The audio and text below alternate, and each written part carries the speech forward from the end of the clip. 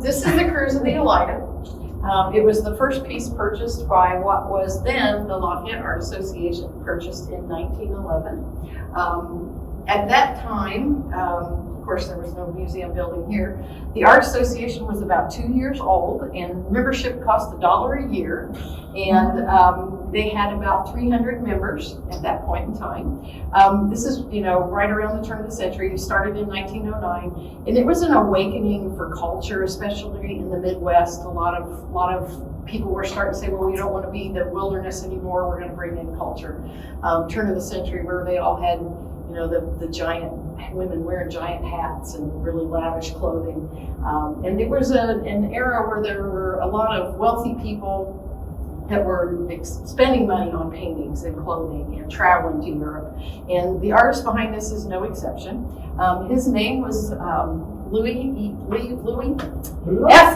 Mora, sorry. There's a photograph of Louis over there. He was born in Uruguay. Spanish was his first language. He immigrated to the United States as a child with his parents. He was wealthy. He had the privilege of being able to be educated. He ran in the wealthy circles. His mother had two sisters that married into the Bacardi family, the Bacardi rum family. So there was just general wealth in his background. I feel like I kind of know him because he had these wonderful little diaries. This is a print from a diary, and the actual diaries are only about that big. And there was a little book that he flipped open for every month, and then you get a new book for each month. And each page has a date, so Saturday, July 2nd, 1910 is this little book, that's Saturday and Sunday, and he wrote his little notes in that. He did it for 20 years, and they're all digitized, and they're all available online at the Smithsonian. So you can sit and read 20 years of his little notes about the life of his life. So this painting, these are his brother-in-laws, his wife's brothers. They took a cruise, and he wrote about it for about 10 days, everything they did on this little cruise that they took. And during that whole time, he did a lot of sketching. He sketched all the time throughout his life. There's a lot of work out there. Here are some of his sketches that come from that same era. I actually have 3 of them that I bought online that are also, the one I have has the wheel in it, which is just awesome. When I die, I'll probably give it to the museum because my kids probably won't love it, but it sits in my office and I hang out with Louie. Anyway, he documented the trip that he took, where they went, where they sailed, and where they stopped, and where they had some alcohol and partied, and so on and so forth, and then went back into his studio and painted this piece. The piece was for an exhibit, and it's going to escape my brain right now. It was the big annual exhibit in New York. I can't remember the name of it.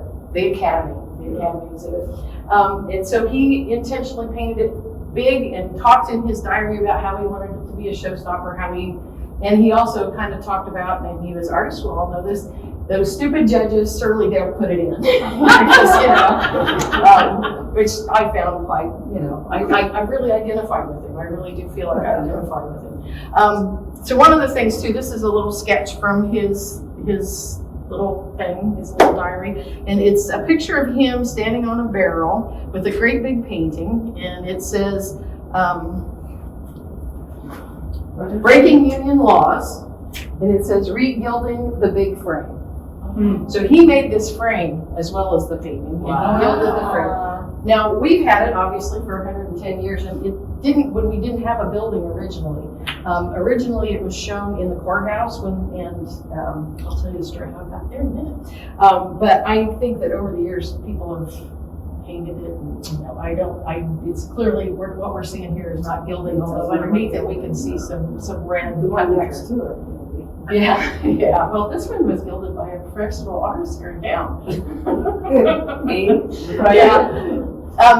We don't, here at the museum, works on paper are not stored in frames, they're stored in flat files. And so these were stored in a flat file, and we knew we wanted to hang them all together. I had this frame in my studio, and I bought it for nothing. Anyway, LaDonna re-gilded it so that it would fit with all these to make it work.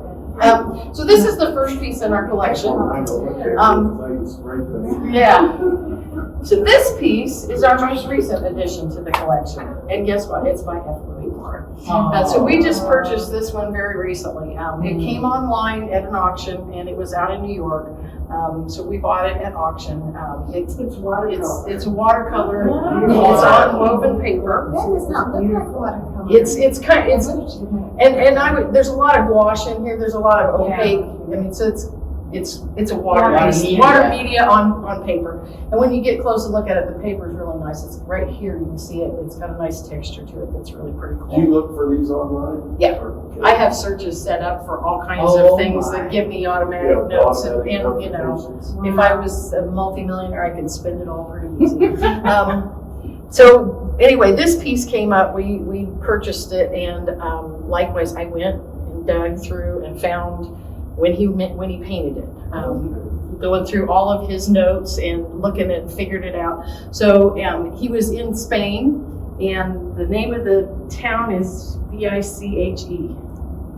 Is the name Vichy, I believe. I don't speak. Yeah. I went through a lot, and I'm 99% sure I know where he was and when he painted it. Because one of the things he talked about was painting the market and how that day with the sunlight was so beautiful, and the blacks made all the colors sing, is what he talked about in his little diary. And when I look at this, it's like, oh yeah, this is what it is. So the other thing that happened is this character right here, there's a sketch of that guy in his little diary. It's very clearly that guy. He's got the little bandana around his head, and it looks like the same guy that he had done right like a day or two before he did this painting. So is it public knowledge how much the museum paid for that painting? $2,500. Okay, see, I was just curious the level of And we love him. He's kind of a second tier kind of guy. Did you tell him how much you paid for that? Yeah, that's a really good question. Yeah. This painting was listed in the Academy and in the book that they had for $2,000. Oh my. So in this 1911. Wow. What happened, this painting was in the Academy, and there was a woman whose name is gone now, from Richmond, Indiana, who decided culture needed to be brought to Indiana. So what she did was she developed this thing that she called the circuit. She went out to New York, went to these famous artists and said, I want you to let me have this painting, and we're going to tour it through Indiana. And so she had, I don't know, there was like maybe around 60, 70 paintings in most of these things, brought them by rail car from New York to Indiana, and then they toured through Indiana. So they started in Richmond, and they have a show there for however long, and then different years they had different locations, but Richmond, Lafayette, Fort Wayne, South Bend, Evansville, Indianapolis. And so they tour around the state, and they'd all be for sale, which actually ended up giving us some of the most valuable pieces we have in our collection, slam dunk.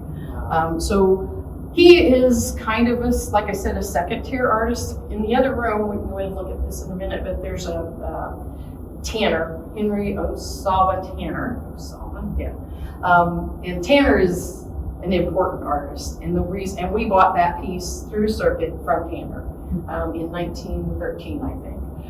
So that's some of those early pieces that we have that are really our more valuable pieces. That's kind of how we got them, was that they came from the artist through the Circuit and came here and purchased them. So he asked $2,000 for this painting. We offered him $600, and he countered. No, we offered him $500. That's what we offered him $500, and he countered with an offer of $600. So they said, okay, yeah, we'll do it for $600. Now remember, they had 300 members at $1 a piece. Wow. And so the painting was still in the Circuit. And so it left here. We gave him, I think, some of what we have, and not all this is totally documented. Some of the real details are not documented. There is, however, this reference in the history of after a few gentle nudges from Mr. Morrow, we paid it off. So, so it went ahead and traveled the Circuit and came back here. I had a friend, Denise Goldschmidt. I don't know if anybody knows. I know Denise. You know Denise? Yeah. She used to teach here a long time ago, and she talked about how this painting hung in the back stairwell, and I think she actually meant that back stairwell because it was probably before this edition, and that it was just hung there and wasn't taken care of, and it had been abused, and it's 100 years old. So I don't remember exactly when it was, maybe 10 years ago, it was restored. It was restored by Barry Bowman, who is right here. There's a little clip on Barry. And so we'll have to put a, Yeah, we'll put in a plug for Barry. Yeah. So Barry Bowman restored it. It's very heavy. LaDonna and Andrea and I carried it out here and set it up and tried not to hit the lights and hang it on the wall and realized that we needed it to be that much higher. And, but the back of the painting has been recanvassed. So when Barry had it, he took it and glued a whole new layer of canvas on the back of it to stabilize it. And then it has been restored on the front from the standpoint that what Barry does is he will put in a barrier to protect so that anything he does can be removed and go back to that barrier level, so that any paint loss or anything, he goes in and matches and fills. So that's why it looks so great at this point, because it was restored not too long ago. It did travel out to, I think it was Philadelphia, where there was a big Louis Morris show, and this was part of that show, and there's a really nice big coffee table book about him, so if anybody ever wants to really dig into it, that book was the result of the show, or the show was the result of the book, whichever way. So this is where we started. Yeah. Ray, did you read the whole diary? I've read most of it. Okay. I really have. And they're little annotations, like, I mean, this one, sailed on the sloop Elida, first cruise of the season, Alfred, William, Louis, Don, Kennedy, and I. Good trip, no fish, hard bed.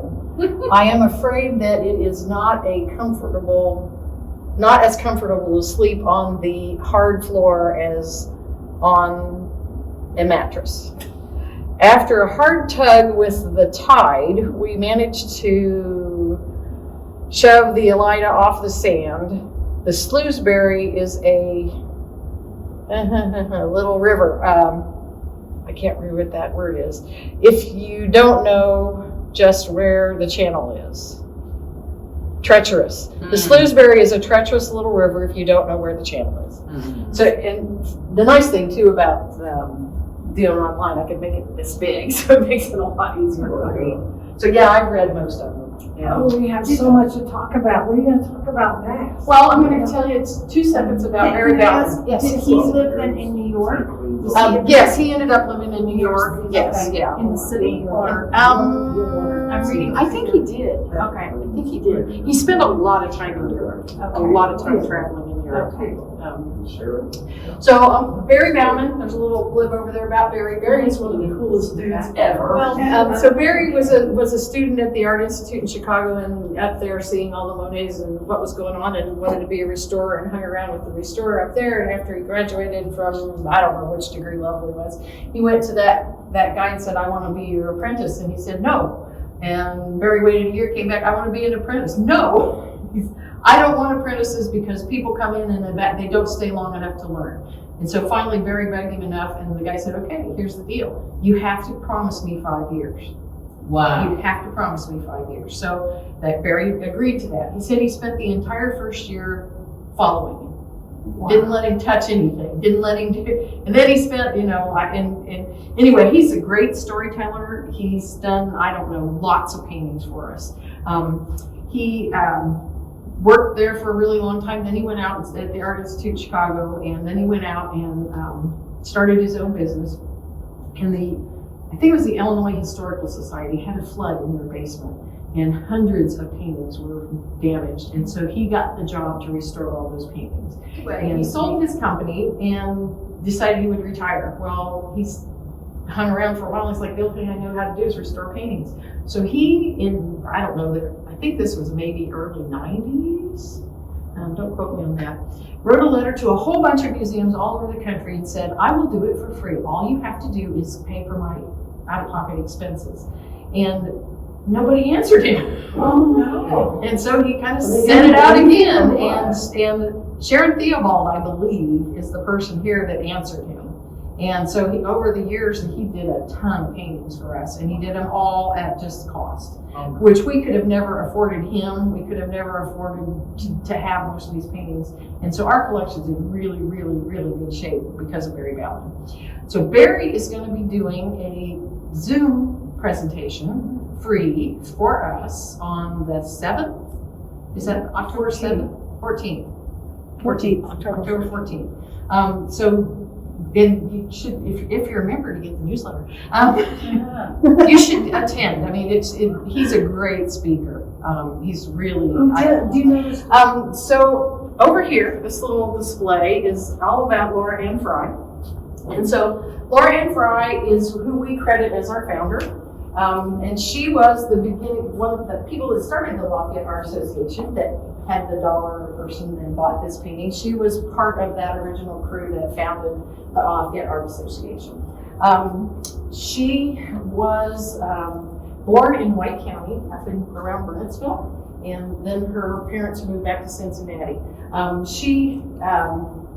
Her parents, her father and her grandfather were both pretty famous wood carvers. And so she grew up in a family that was very closely associated with art. She started art school in something like she was 12 in Cincinnati, started doing art school. She did all kinds of art. She painted, she did wood carving, she did pottery. And these pieces, she didn't throw the pottery, I don't believe, but she did the decorating of the pottery. So when she was in Cincinnati, Ohio, she went to work for a company called Rookwood. This is a little postcard I found online of Rookwood, the factory. The factory, again, turn of the century, a little bit earlier than that, 1881. Rookwood was founded by a woman whose name escapes me, Maria Longworth Storer. And her intention was to create jobs for women, which is just too damn cool, I'm sorry. She started jobs, hired women as decorators. And so she went to work there, and while she was there, she invented a way to aerate the glazes onto the pottery. And I think, like this piece in there, behind there, that kind of misty look at that, I think that's what it was designed to do. I'm not a pottery person. Anyway, she got a patent for that aerating device. It was a hand blower, I think we've probably all seen kind of a version of that. Yeah, atomizer. Yeah. So she had a patent for that. Yeah. So while she was working at Rookwood, she held that patent. She worked there quite a while, and then she left and went to a competitor. And when she went to the competitor, she sued Rookwood to make them stop using her atomizer, and it went to court. And she lost. She lost her patent rights, which is really too bad. Anyway, she worked there for a long time. Purdue University hired her, brought her from Cincinnati here to Lafayette, and she was the head of the art department for 25 years. She was here for a while. She left, and then she came back. But she was here from 1909 sometime, and in 1922 she retired from Purdue, which, again, Purdue around the turn of the century was doing some really cool stuff for the women. I don't know if you guys remember the name's going to escape me. Of course, we all know Amelia Earhart. Yeah. But the designer, the cheap with a dozen. Yes, that one. Yeah. Oh, yeah, that one. Galbraith. Yeah, There you yes, go. Yeah. And they brought her here. I mean, how cool is that? Yeah. So anyway, so she and there was another gal whose name's been Beeson, who was also an instructor at Purdue. And then a guy by the name of Judge Benton, and he was a judge here who was really interested in the arts. So they kind of formed the core of the group that started the Lafayette Art Association. All of those early exhibits were held at the courthouse. And again, 1909, the courthouse didn't have lights, and it didn't have gas initially. And so the exhibits were only during the daytime. When you go back and read the news accounts, they'll say, "Oh, it's going to be sunny tomorrow. It'd be a good day to go see the exhibit," which is really quite amusing. They held exhibits there for a really long time, and eventually they helped fund the installation of gas into the courthouse to get lights so that their exhibits could have lights. So that was the Lafayette Art Association. Oh, wow. So they were involved in getting it wired for gas so that they could see the paintings over there. Now, was this Benton, the Benton that Benton School is named after? It's the same family, but I don't think it's him. Okay. Because there's Benton Woods and Benton School. Right. It's all the same family, but I don't think it's that Judge Benton. Okay. Now I'm going to have to go find out. Uh-oh. Yeah. 3 a.m. Gonna be looking at. Yeah. Yeah. So, how much more do you guys want to know? You want me to just work on it? Let me talk about the exhibit. You guys have all been in here before, and I really, really wanted to mix it up. And I was tired of just white walls and white things, and so bringing the color in and thinking about that. And there's 1,400, 1,300 pieces in the collection, and to try to choose, I was like, I want them all. So there's 128. About 128 on display, I think. So one of the things that happened, you guys probably know Joanne Titolo. Joanne had posted a thing on Facebook about some exhibit they had at Artists Own and talking about how the two pieces played together, and it just kind of got in my head. And so that was part of what I was really thinking about, was thinking about vignettes and how the pieces play together. And so each one of these little, between the stripes of color are something that both by subject matter or time frame, but more importantly by the art itself, I wanted them to play with each other. And the first one that first little section right there was the first one that I really kind of coalesced in my head. And I love the way those 4 pieces play together with the turquoise and orange. And I love the fact that the first one is a very traditional landscape, but then we got this total abstract down here. And in the pottery piece, and just kind of the relationship of the pieces with each other was part of what I was really motivated by and enjoyed doing, and kind of making a composition that brought out the artist in me. I enjoyed doing that a lot. So that was part of what I was thinking about. The other thing then obviously is a big diversity of work, so that we got 110 years worth of work we're trying to show here. So abstract, landscapes, portraits, 2D or 3D work of all sorts. Just trying to really give a nice cross-section of our collection. Anybody got any questions? Want me to just keep going? Yeah, just keep going.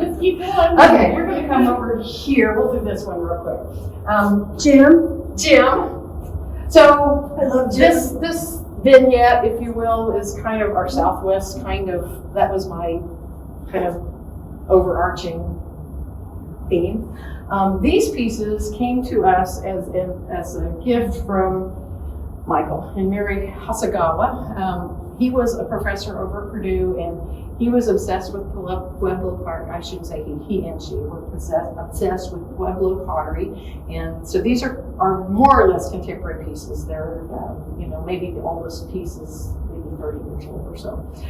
But they went and collected pieces that represented each of the Pueblos, and their home was full of this pottery. I don't know how many pieces were in it. I can't remember now.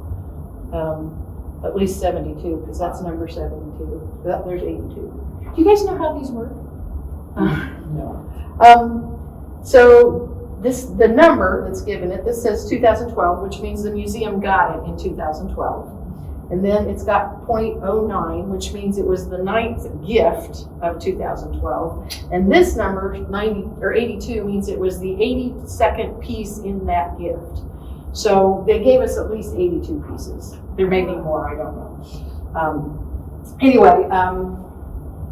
They offered, Bruno Mosier knew that they had this huge pottery collection, and Bruno reached out to him about, would you like to have an exhibit at the museum? And they said yes.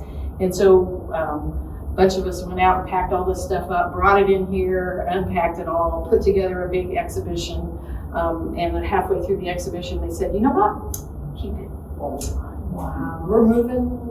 We want to make it a gift. So how cool is that?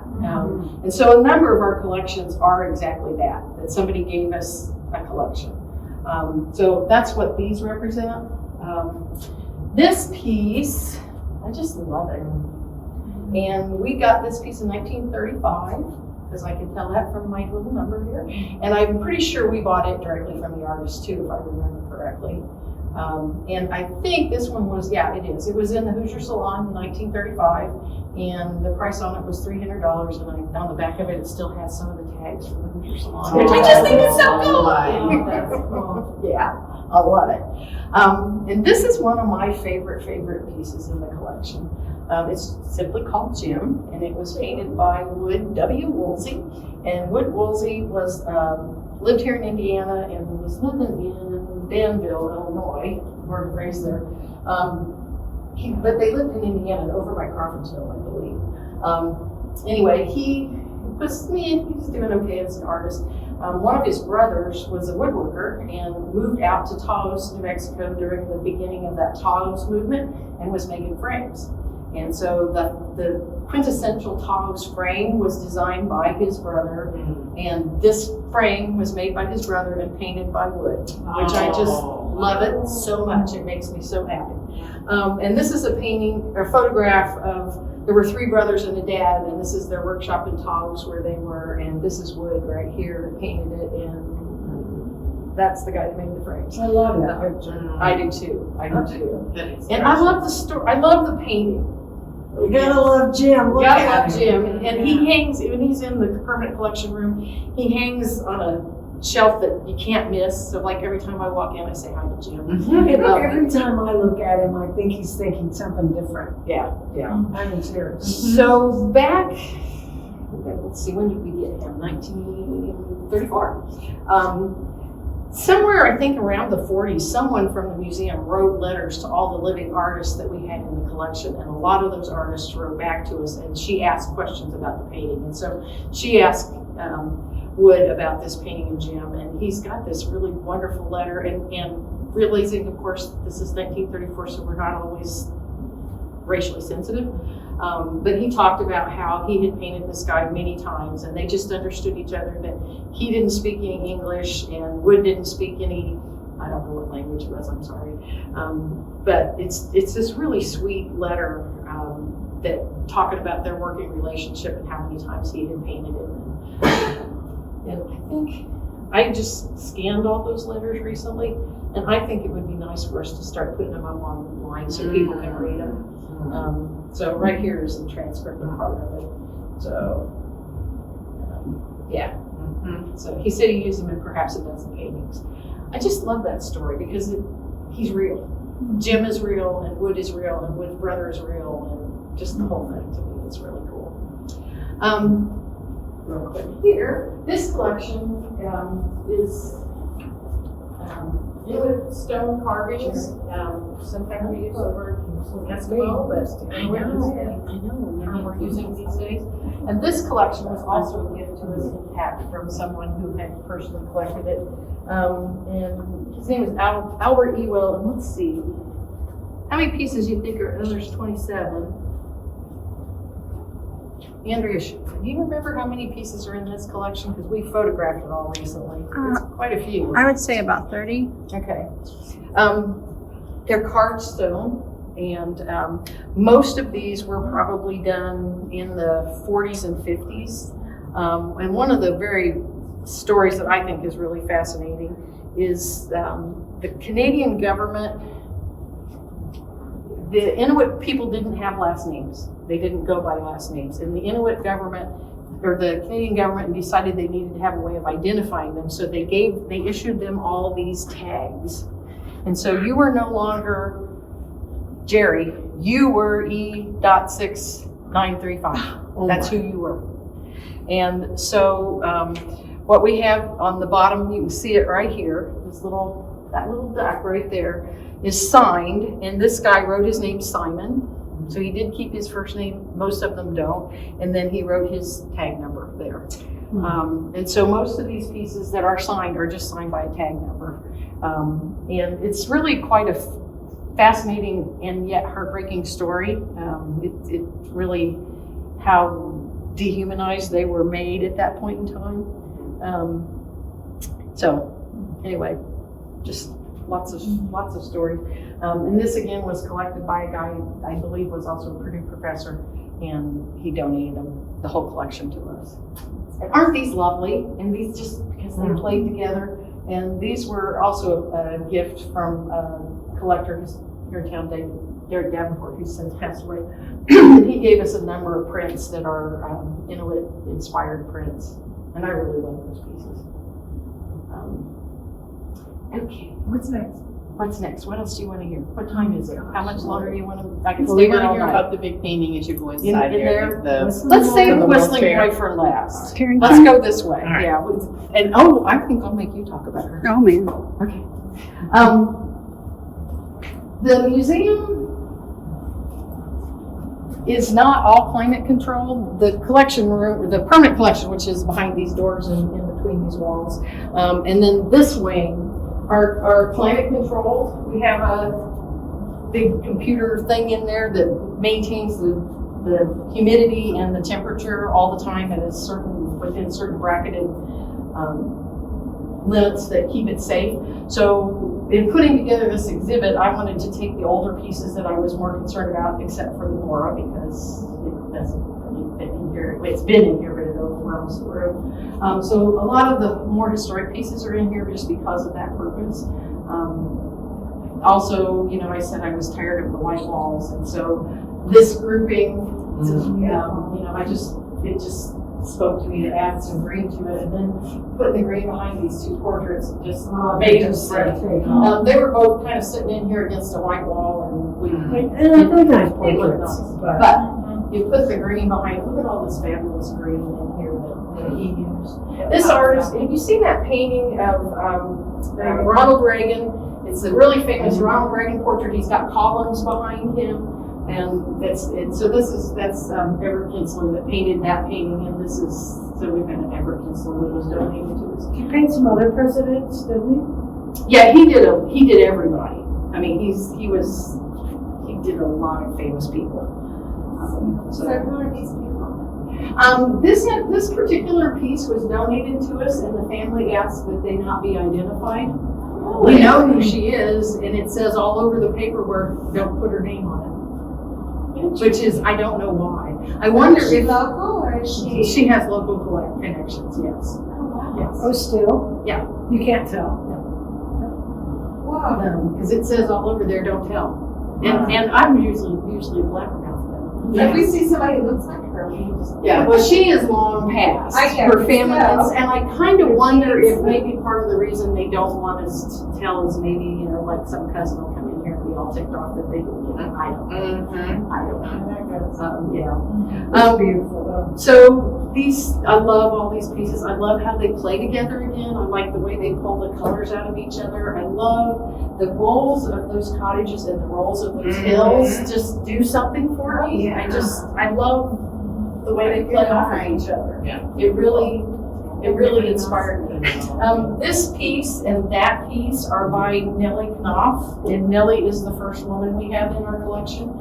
Nellie is again kind of a second-tier artist. We've got a Midwest following. She was an instructor in Illinois. I can't remember the name of the college.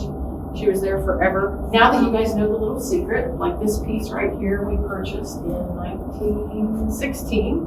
And here's the thing out of the Journal and Courier where we purchased it. One of the things I did with this exhibit was put a little picture of all the artists on these tags. Just trying to make it less intimidating and more inviting, and I think easier, more accessible. So anyway, and now I'm going to quit talking, and I'm going to take. Andrea loves Lenore Carrington. Yes. And so we're going to let her tell you about our Lenore Carrington. So Lenore has a special place in my heart for a couple of reasons. One, I just absolutely love her work. And two, when I was in grad school, we all had to choose a female artist to study and know very well and write a paper about her. We had an entire semester given just to write this one paper. And I chose Lenora. In England, her name is pronounced Leonora, and in the US, it's Lenora. So when she grew up in England to a very rich Catholic family, and she was very rebellious. She was kicked out of 2 elementary schools before she was 14. And her father decided that was enough, and he sent her off to a boarding school. Well, it was in boarding school where she learned her appreciation for art, and she learned to paint there too. But when she was a child, being in a rich Catholic family, she had a nanny. And this nanny would read to her and show her pictures.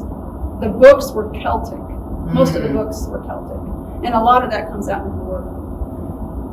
So after she graduated from boarding school, she was off on her own and she met and fell in love with Max Ernst.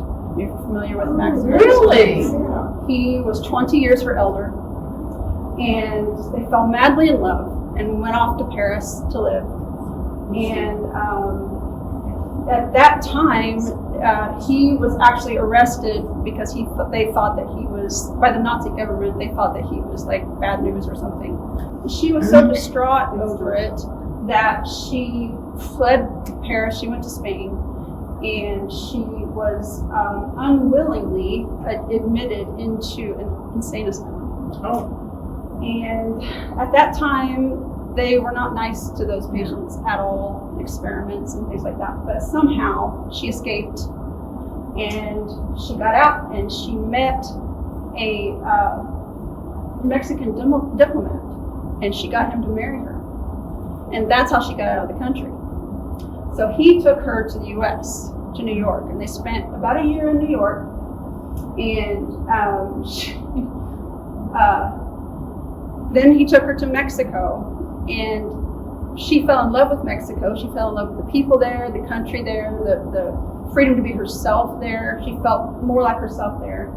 And she decided that she didn't need him anymore, so she divorced him.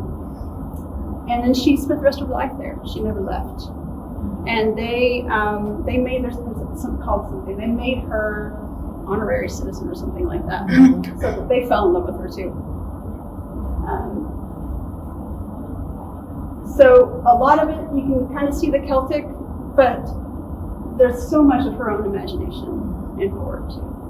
So, She wouldn't tell you. she didn't like to put meaning to her work. She liked people to just see what they see. Her escape on the inside. And I'm guessing this one. This painting came to us through, again, a big donation, and the story is super cool. There was a guy, and I just reread all of the newspaper articles about this. His name was Edward Akeley, and he was a physics professor over at Purdue, and he fell in love with art and lived like a pauper. From everything I've been able to read, he lived very, very modestly and saved all of his money so that in the summers he would travel and go buy art. And so he started off and he went to Europe and bought some art, and this is just his own personal collection, brought it home in his living room. But after a while, for whatever reason, he went to South America, went to Mexico, and found out that he could get a lot more art for his money, and he just had a knack for finding the right people. So he purchased this from Lenore Carrington. And the Jaguar piece over there is also from his collection, and I can't remember which other pieces. So he had amassed this fabulous collection in 1985. Yeah, 95. Sorry. So we got this piece in 1995. He had died a couple of years before that. He died, and his wife, Ann Akeley, had the pieces, and she said that he had always wanted them to be shared. And so they did this really cool thing. They had the art collection appraised, and then they figured out how much it was worth.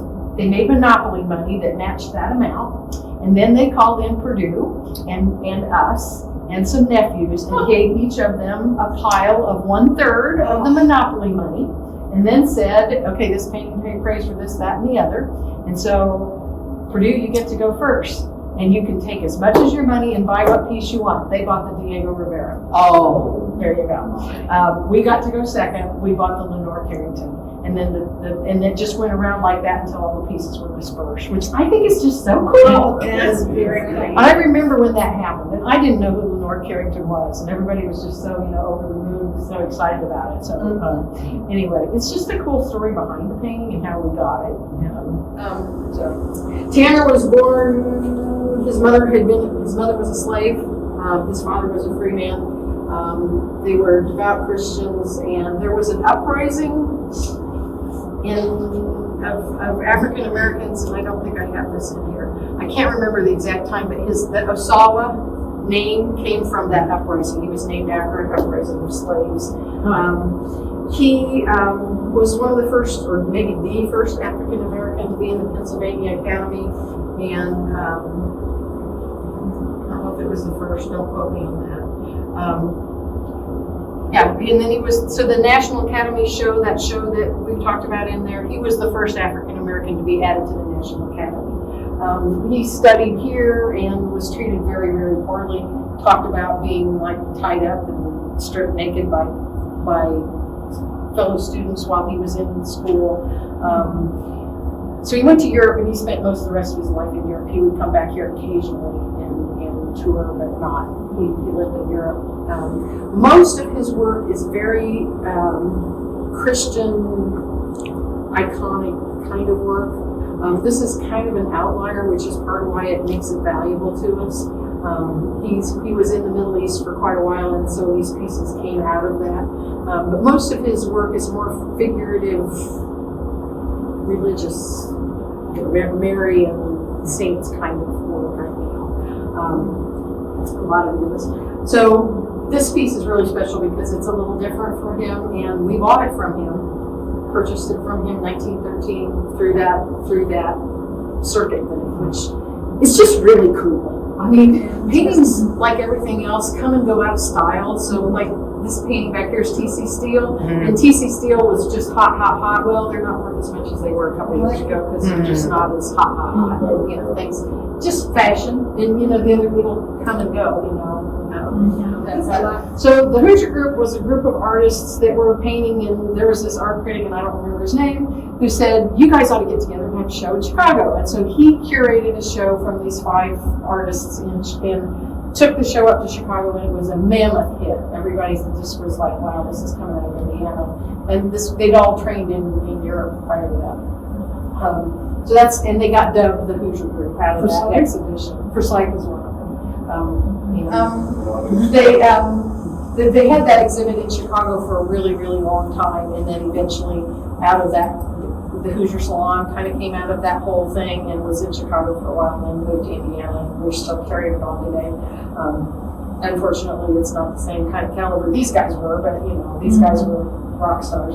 And again, at the point in time where there wasn't a school in Indiana to go take to study, and most of them started in school. William Forsyth was an instructor at Heron forever. I don't think T.C. Steele was. Yes, a lot of, if you can do that, artist genealogy, I mean, like, okay, this person taught this person, and kind of that thing. It's really kind of, you start connecting all around these rooms. It's really cool how much interconnection there is. I also have a kind of a little love affair with William Forsyth. I think he's just one of, and I pronounce it Forsyth because I've been told that's how the family pronounces it. A lot of people say Forsyth, but I've been told by the. Should we go over there, Frye? You gonna talk about We it? can do that. Let's go around the corner and look at all About this. this piece. Yeah, we bought this from a show here in. She knows about all these, you know. I don't know about him. I've tried to find out about them several times and there's nothing. Well, now you got me Is there challenged. something about This piece again, we bought in 1916. It was part of the circuit. For a while there, they bought one piece a year. And so that's how we got a lot of these really much. This is Will Daughter. This and Jim are my favorite pieces. As an artist, this thing blows my mind. It's so beautiful. Look at the paints that he put in that sky. Look at the sense of light. Look at the brush strokes. Look at this bunch of junk that is like trees in the snow. And it's not. It's just, I just think this is brilliant. I've copied this painting we did a chair thing. And so when you copy a painting, you really, really, really get into it. And you can't do it. First of all, I was doing it in acrylics because I had to. But to just make that perfect stroke and leave it. So he grew up in Greenfield. Which green is it? Greenfield. He grew up in Greenfield, Indiana, and James Whitcomb Riley was a neighbor. He was about 20 years younger than James Whitcomb Riley. He illustrated 11 of James Whitcomb Riley's books, and that's what those are there, the books that he illustrated. He lived in Nashville. I hate the fact that when you read a bio, almost every one of them said he was married and then he got divorced. It's like, oh, really? That's not really relevant to, makes me crazy. So it doesn't say that in there because I took it out. It used to. I think he was just a really cool guy from whatever I've read. Like he said, he painted in the back of his car. He owned a house in town and then he owned property outside of Nashville and painted down there. Died relatively young. Well, I said 40. Wow. I guess he was 70. He seemed young to me. That's young. When you're in your 70s, it seems very young. Yeah. And I guess maybe part of the reason when you read the newspapers, he died suddenly, and it was kind of like everybody was like, what? He died. Now, what's the QR codes and the art? The QR codes, okay, good question. ArtSmart Indiana is a program that lives here at the museum. It was started about 30 years ago. And in Indiana, 4th grade students are supposed to learn Indiana history. Mm-hmm. So a group of people, Sharon Theobald and Susan Chavers they were really intricately involved in this, and Kathy Trout. They wrote a curriculum that takes Indiana art pieces and correlates those with the Indiana history timeline. Wow. So Indiana teachers can. And so when my kids were little, what they used to do, and I have this vision in my head of seeing somebody do this. My kids went to Klondike. They would take these actual paintings, put them in the trunk of their car, and haul them out to the schools and say to the kids, this is William Forsythe, and this is how he fits in the, or this is what there's one in the other room. Yeah. Just makes my head explode now. But it evolved from that, and then they did, for years and years, they did slideshows. So volunteers would go into the 4th grade classes and they would teach ArtSmart Indiana, where they just would talk about the different aspects. William Cox is Jacob Cox is one of those people that we talk about in ArtSmart Indiana. Right now, it's evolved. It continues to evolve. Right now, it's all web-based. And there's 100 artists that we have included in it that cover, all of Indiana history.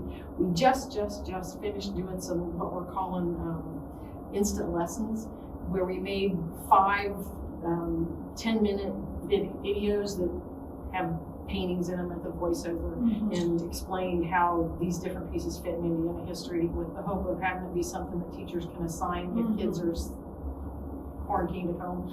You can watch it online. We got little worksheets for it and everything. So this QR code takes you to the web page about this painting.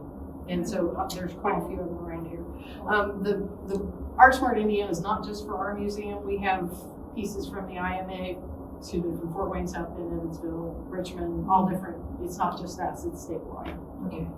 Cool. I can tell you stories about all of them. I'm going to give you a 2-second one on this. That painting is, I think, I refer to it as the ugly painting. Raymond Adams. Yeah, he does. She. Raymond Adams was one of a whole group of artists. When they built a new hospital in Indianapolis that is it's not named that anymore, and it kind of got rolled into Wishart and whatever. But it was a children's hospital. So they hired a whole slobgallion of really the artists of the time to paint paintings of all different ethnicities. And so they had and the idea behind it was that this hospital was going to be open to all different ethnicities. And they wanted the children to be able to see images that looked like themselves. And this painting didn't make the cut.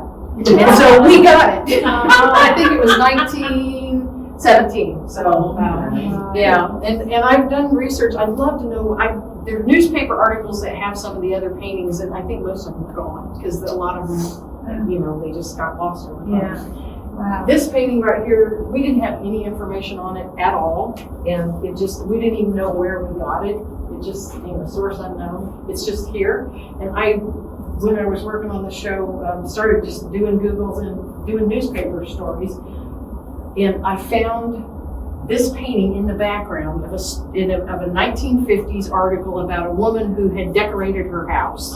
And so I know where, I've got a lead on where we got it. And I was literally jumping up and down going, I've got a mirror.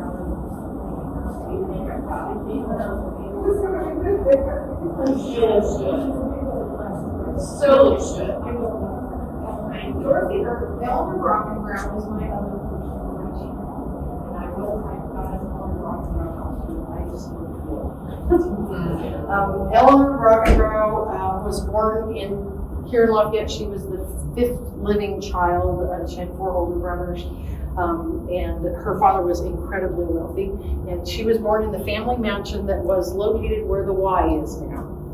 They tore down the family mansion and built an IGA in the 30s, and then tore that down and ultimately became where the Y is on 6th Street in Columbia. So that was where Eleanor was born, and I know a lot about Eleanor because of genealogy, because I did all of her genealogy, and I connected with a great nephew who sent me wonderful pictures from the family album of Eleanor and so on. Turn of the century, she was born 1880, or 1880, yeah. So, again, wealthy woman, comes to age right at the turn of the century. Didn't want to get married, obviously, wanted to be an artist. She traveled to Europe. I was just reading an article in 1935. She and her mother drove a car to Chicago for the day. Oh, how cool is that? I mean, it was, of course, made the news. So Eleanor went to Massachusetts and painted at a artist colony in Gloucester, and these paintings were both from that time frame when she was there. And she was the first woman president. She was always vice president because Judge Vinton got to be the president. So she was the first woman president of the board of directors here at the museum in 1929. And as you can see, and this is William Forsythe. I can tell you about this real quick. We got this painting from the Hans. They gifted it to us. It's a watercolor, and it came to us like this, framed. We've not had it unframed. Back side. You're all artists. Sometimes when you're on a roll, you just flip over the canvas and keep on going. So that's what Eleanor obviously did. These are actually wood panels that they're on. This piece we got, as I said, like this. We haven't had it unframed. I begged Michael to do it and he wouldn't, so now we're going to have fun. I ran across a newspaper article. There was a woman that was the arts reporter for the Indianapolis Star. Her name was Lucille Morehouse. Morehouse Road was her family. She was born like less than a mile from where I live. Grew up here in Lafayette and then went to Indianapolis. Again, never married. Got a theme here. I think she was a crazy old lady. Her critiques of paintings were brutal sometimes, but she had an opinion, and she was not very, she didn't like modern art. She sure let you know. It was quite fascinating to read her. She's a character. Anyway, William Forsythe died, and they had a sale at his studio, and when he died, she wrote this article about the sale in his studio. And in the article, she describes a painting that says,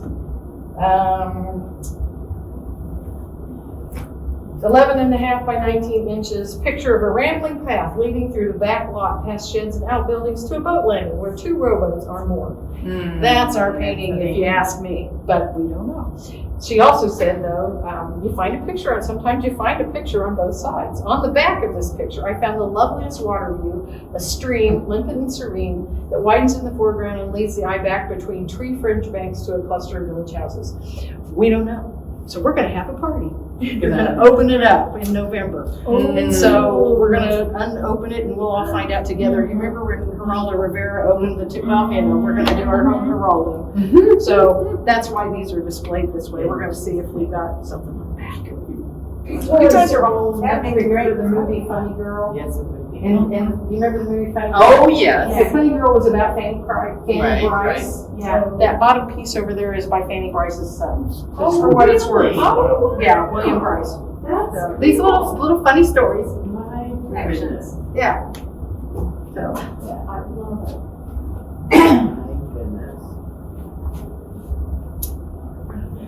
One of the weird things I found out as I was doing all this research is there's all these bizarre connections to physics, the physics of my and I don't completely understand all of it. But the flag lady up there is Jackie Gerritson's, and when I first started doing art, Jackie was in a critique group with me. Jackie was a physicist, and her husband was a physicist. The Lenore Carrington, that guy, he was a physicist. wow. We've got some people in here that were physicists. I just think it's really fascinating. That's What's cool. that connection with art and physics? Yeah, that was really fun. That was a great experience. I love this one. I just love this. I know. But it isn't all colors. It's Had numerous siblings and they were just poor. And he was just a poor kid. But he was friends with another kid whose name was Kirby Risk. And he and Kirby Risk were childhood friends. World War I came along and Marcus enrolled in the ambulance corps at Purdue and went and served in France. Came back and he was just drawing all the time, wanted to go to art school. And so the Risk family paid to send him to art school. Wow. So he went to art school and he became an artist, became a professor. He was at Rockford, Illinois. Rockford, Illinois, there was a Rockford, Illinois college. It's since been morphed into something else. But he was a professor there for numerous years. He painted this painting in 1935, and we bought it from him. And it was purchased kind of for the schools, and the idea behind it was they were trying to take art into the schools at the time. And so when you read the newspaper stories about it, it went to, I don't know which school, and then the plan was to travel it from one school to another. Well, that happened for a long time, and then it eventually settled in an art room at Jefferson High School, which was the old Jeff that's now the retirement home. Okay, so it's hanging there, and everybody forgot about it. And time goes by, and 50 years go by, and it's forgotten. And there was a guy by the name of Ben Riffner, and I do remember Ben. He was really old when I knew him. Ben was getting ready to retire and decided that he was going to do an inventory of the Lafayette School Corporation paintings. And so he's digging around and found numerous paintings, and he found this without a frame, laying in a closet. It had been hanging above a sink in an art room for years. And he took it to the administration, and they said, throw it away. It's junk. So he didn't throw it away. He brought it to the art museum, and everybody figured out, oh, this is the Reitzel, and da-da-da-da, and yeah, we bought it, and it's just been lost for all these years, and it's gonna cost like $2,500 to have it restored. This was I guess I don't have that in there because we bought it in 36. This was in the maybe early 80s. I'm not sure the date. When the museum didn't have the money to restore it. And so let's see, who do we go ask to help us? Let's go ask the Risk family. So Carolyn Risk initially said, no, I don't think I want to do that. And then she went home and read letters that she had between Kirby Risk and Marcus Reitzel, their friendship, and came back and said on second thought, yes, I'll restore it. So that's how this painting got back to us, and it's been restored, and it's got a new frame on it, and so Barry didn't do it, did he? no, Barry didn't do this one. The story that he tells, that lady that wrote the letters, he wrote a letter about this and says, you know, as a young boy, he delivered newspapers, and when he would walk by Greenbush Cemetery at night or early in the morning because he was going out, you know, in the cold with his dog, he would whistle as he went by Greenbush. So that's Whistling Boy, and that's his artistic rendition of this. I thought that was Greenwood. Yeah, it's Greenbush. Yeah. Greenwood. This whole wall of pieces over here are also connected to him. When he was at Rockford, he started a program called I can never remember the right name, the American College Society of Print Collectors. And what it was he was trying to get art more accessible to college students. So he picked 2 universities in each state. You had to be invited, and so you had to be invited. So he'd go to 2 different universities in each state and ask them to become a member of their print collecting club. It cost $20 a year, and in exchange for that, you would get 2 prints. He then went out and found the best printmakers in the world at the time and said, will you make us a print? We didn't know, well, somebody did, but it got lost in the time until I started digging into this, going, wait a minute, I saw this somewhere. So these are all prints that came out of that program that we have in our collection. And I don't have any evidence. I think most of them, the only thing I can think of is that because of his connection to us, he gave them to us, because we got them, as most of them as they were being produced. And there's some really cool stories in here. This painting right here, this etching, they're all different printmaking processes. Mahonry.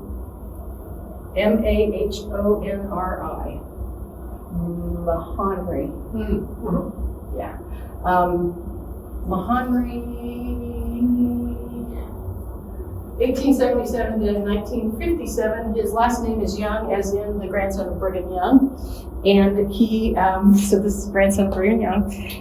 But more importantly, did you know the Olympics used to be, art used to be part of the Olympics? Until he came to the here. Yeah, and so he was a gold winner in art, a gold medal winner in the Olympics in art. Not this piece, it was a sculpture piece.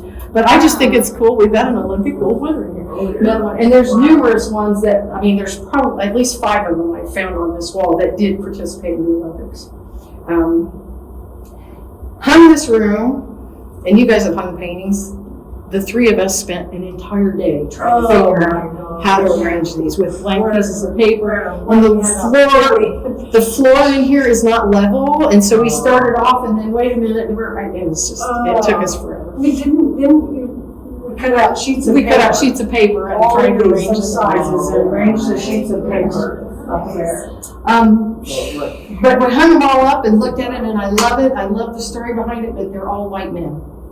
Every one of them, a white man. So we got our yin, so we have to counteract that. This is the estrogen side. Over here we have all our women. This is B. Yearling. She was a physicist. She also was the president of the board of directors here. She was a physicist. I just think it's fascinating. This is Susie Cole. This is Susie Cole. I don't think you ever knew Susie. Susie was a dear, dear friend of mine, and she was president of the board here. She's who got me involved in the art museum. She died of breast cancer in 2007. America saw it. I love America. The first exhibit I ever came to here, that piece was on display, and I came in here and saw it, and was moved to tears, and kind of went, I know I've never been to America saw it, but the town does. That's almost me. Beautiful. But you don't know how we. It was a gift to us from the Goffmans, and they gave us a whole bunch of prints. They were really print collectors, and it was a gift. I don't know, Andrew and I were talking about them today. We got a lot of, I don't know how many pieces were in that gift. So. And Grace Benedict, you don't know Grace? Yes. Wow. She comes to our model open studio on Mondays, and you can see her create a drawing like that every Monday. It's that finished. It's fascinating to me. And she is going to have her own show in this room in December of next year. And the last thing I'll tell you, and then we'll let you know. This piece, this vignette behind here, it particularly sings to my heart because I love the way the pieces play with each other. And this piece over here on the left, if you just hang it off by itself, it's lovely, but it's kind of, we've all seen it. It's like a big grandma's house. Right. But to me, in my head, when these three play with each other, it makes that piece so much better in my head. Because I love this abstract thing that has some kind of relationship to that. The cloth and that yellow thing up at the top and the flowers and the colors. That intuitive. Yeah, to me, those two pieces, they're related, and it just, to me, this was my composition, and then throwing that figurative piece in the middle, it just was one of those. And that's glass. Yes, this is glass. I mean, and how that was made. That's I mean, scary. The lady that makes them, her name's Alexis Silk. She makes huge ones. We got this piece. We had which bit was it from? What does it say? I think this was from the Making It Crafts show. I think that's where we got it. So we bought it out of that show. It's a cast piece. She casts it, but then while it's molded, she lets it hang. it looks like it. I heard some. Well, Kendall did say that when she brought this piece, she brought it in the back of an old pickup truck. Yeah. And now she has her own studio in Italy. Yes. Oh, wow. Yeah. Wow. Well, thank you. Yes, thank you so much. Thank you for listening to